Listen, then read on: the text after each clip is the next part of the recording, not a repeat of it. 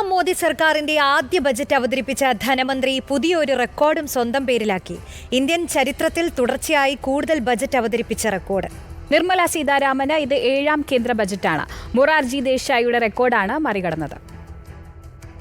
ശ്രീമതി നിർമ്മല സീതാരാമൻ, മാന്യ വിത്ത മന്ത്രി G. I rise to present the budget for the year 2019-20. 2019 July 5 വെള്ളിയാഴ്ച രാവിലെ 11 മണി പാർലമെന്റിൽ ധനമന്ത്രി നിർമ്മല സീതാരാമൻ സംസാരിച്ചു തുടങ്ങി. മോദി സർക്കാരിന്റെ 2ാം അധ്യായത്തിലെ ആദ്യ സമ്പൂർണ്ണ budget.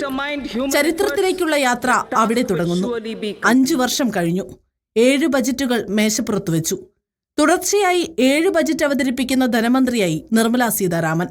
I present the budget for 24-25. We are determined to ensure that all Indians, regardless of religion, caste, gender, and age, make substantial progress in realizing their life goals and aspirations.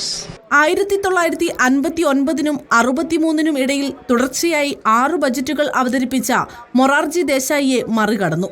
1951-56 കാലയളവിൽ 7 budget അവതരിപ്പിച്ച CD ദേശ്മുഖിന് ഒപ്പമെത്തി. തെരഞ്ഞെടുപ്പിലൂടെ parliament നിലവിൽ വന്നതിന് ശേഷം തുടർച്ചയായി കൂടുതൽ budget അവതരിപ്പിച്ച record തനിച്ച് സ്വന്തം. പക്ഷേ കൂടുതൽ ബജറ്റ് അവതരിപ്പിച്ച ധനമന്ത്രി മൊറാർജി ദേശായി തന്നെയാണ്.